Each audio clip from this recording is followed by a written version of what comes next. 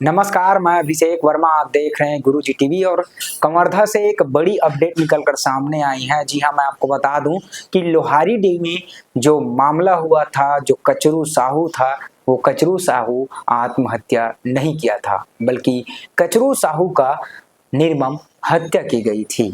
जानकारी के मुताबिक इन सभी घटनाक्रम का जांच जो है वह बालाघाट पुलिस अधिकारियों के द्वारा इस पर जांच किया जा रहा था, जिसकी आज खुलासा हुआ है कि कचरू साहू जो है वह आत्महत्या नहीं बल्कि उसकी हत्या किया गया था। जानकारी के मुताबिक हत्या जो है वो रघुनाथ जो साहू था उसके बेटा और रघुनाथ साहू के भांजे, और इसमें 4 आरोपी का नाम अभी खुलासा हुआ है। आशंका लगाया जा रहा है कि इसमें और भी आरोपी हो सकते हैं।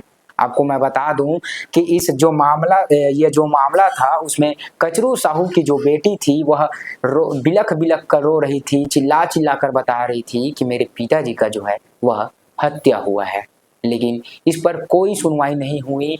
बाद में फिर बालाघाट की जो पुलिस थी वह जांच में जुटी, तब पता चला कि कचरू साहू का जो आत्महत्या नहीं वह हत्या था। आखिरकार जो कचरू साहू की जो पुत्री थी वह जब चिल्ला चिल्ला कर बोल रही थी कि पिताजी का जो है वह हत्या हुआ है, अंततः जो कचरू साहू की जो पुत्री बोल रही थी, जो उसकी बेटी बोल रही थी, वह अंत में वह सत्य हुआ। फिलहाल जो आरोपी हैं इस पूरी घटना की, जो 4 आरोपी हैं उनको पुलिस हिरासत में ले ली है और ऐसा आशंका लगाया जा रहा है कि इसमें 4 आरोपी के अलावा और भी इसमें आरोपी हो सकते हैं। फिलहाल अभी भी पुलिस जो है इस पूरी घटना की जांच में जुटी हुई है।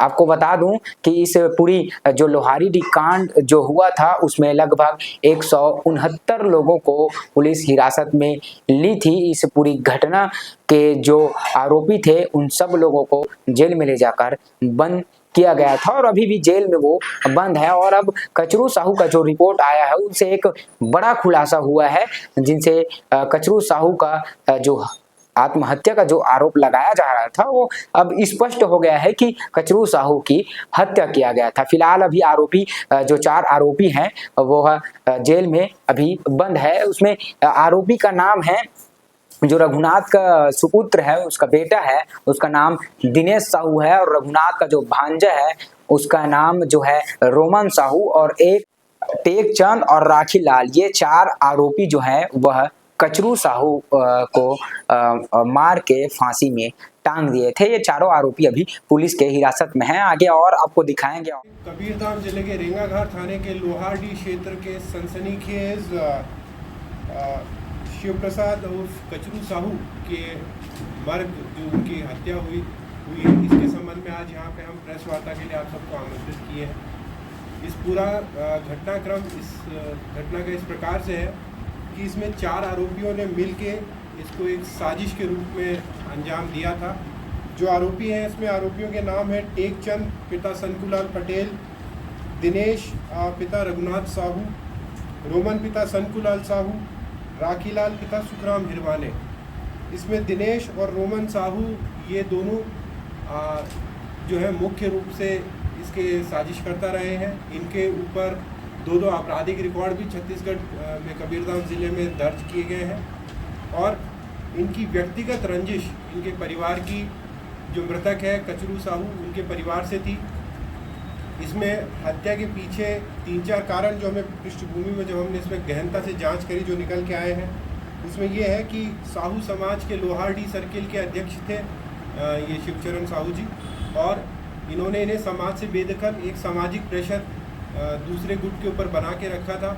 इनके ज़मीन 11 एकड़ ज़मीन का एक विवाद चल रहा था। आपस में बहुत सारी FIRs भी की गई थी दोनों पक्षों के बीच में, और लंबे समय से एक दबाव जो जिन्होंने हत्या करी है वो कह रहे हैं कि हमारे परिवार के ऊपर एक ऐसा दबाव हमें महसूस हो रहा था कि या तो ये हमें जान से ख़त्म कर देंगे या फिर हमें वहाँ से जीना दूभर कर देंगे। तो इन लोगों की काफ़ी समय से ये प्लानिंग चल रही थी कि इन्हें अपने रास्ते से अलग करना है। तो एक योजना के तहत टेकचंद जो कि मृतक का अच्छा परिचित था, उसे नॉनवेज खाने के बहाने दूसरे राज्य में यहाँ बिरसा थाना क्षेत्र में बुलाया गया। वहाँ पे इन्होंने एक सुदूर जंगल क्षेत्र में बैठ के पहले नॉनवेज खाया।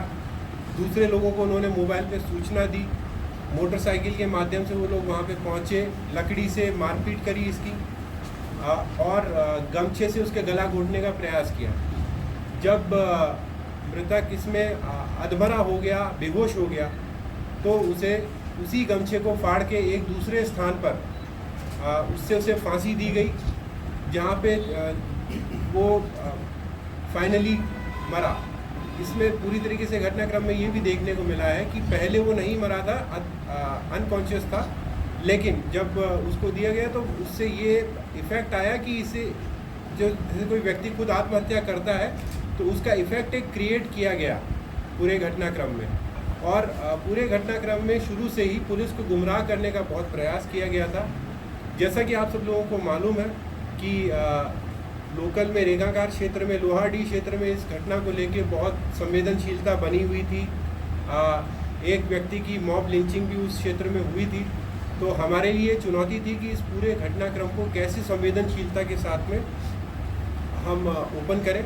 और यहाँ पे पूरी टीम ने, हमारी जो बिरसा थाने की टीम है, उसने बहुत ही अच्छा पॉइंट बाय पॉइंट इसमें मेहनत करी है। टेक्निकल एनालिसिस के अलावा सारे साक्ष्यों को यहाँ पे इकट्ठा किया है, जिसके लिए उप निरीक्षक अभिषेक तोमर, थाना प्रभारी रेवल सिंह बर्डे और उनकी पूरी टीम को 10,000 रुपये के इनाम की घोषणा मैं यहाँ पे करता हूँ।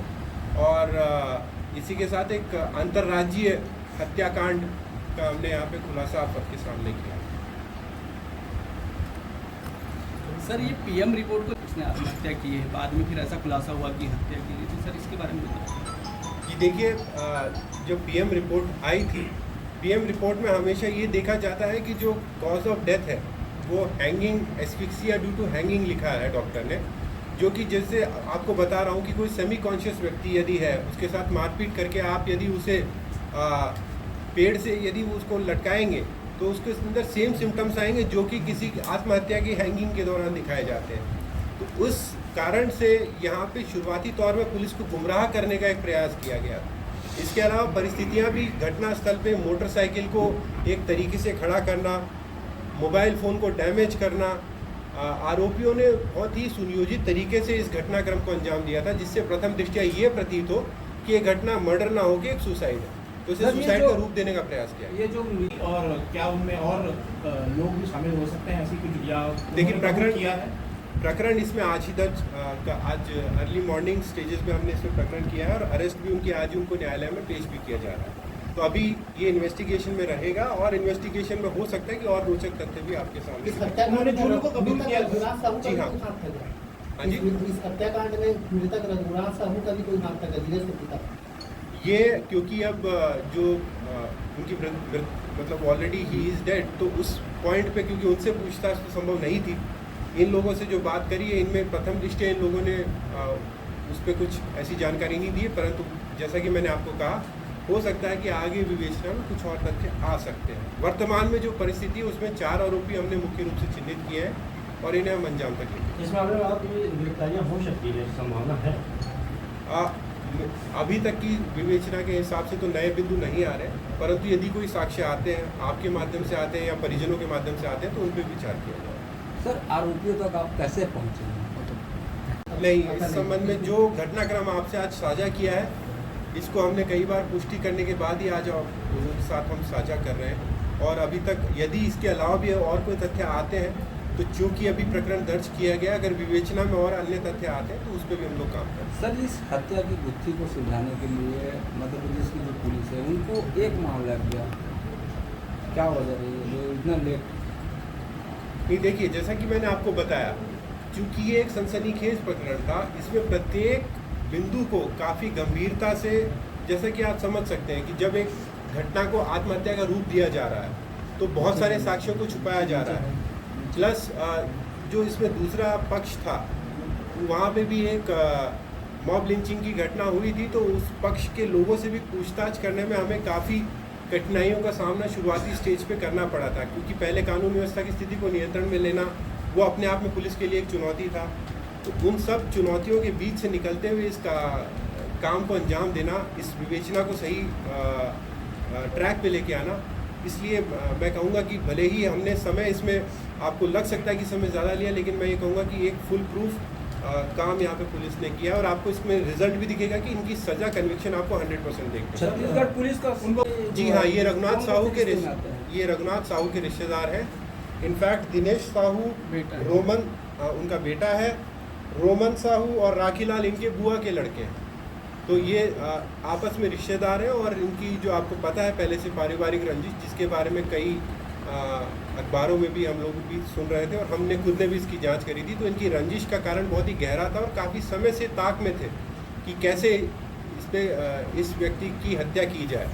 और दूसरे स्टेट में आने का भी इनका मकसद ये था कि जब अन्य राज्य की पुलिस जाएगी तो शायद उसको उतनी गंभीरता से ना ले और ये इस घटनाक्रम को आत्महत्या के रूप में फाइल कराने में सक्सेसफुल हो जाए। परंतु यहीं पे वो मध्य प्रदेश पुलिस, खास तौर पे बिरसा थाने की पुलिस की व्यावसायिक दक्षता की मैं प्रशंसा करना चाहूँगा कि भारी दबाव होने के बावजूद उन्होंने पूरी हिकमत अमली के साथ ये जांच करी है और इसे एक सक्सेसफुल अंजाम तक लेके आए।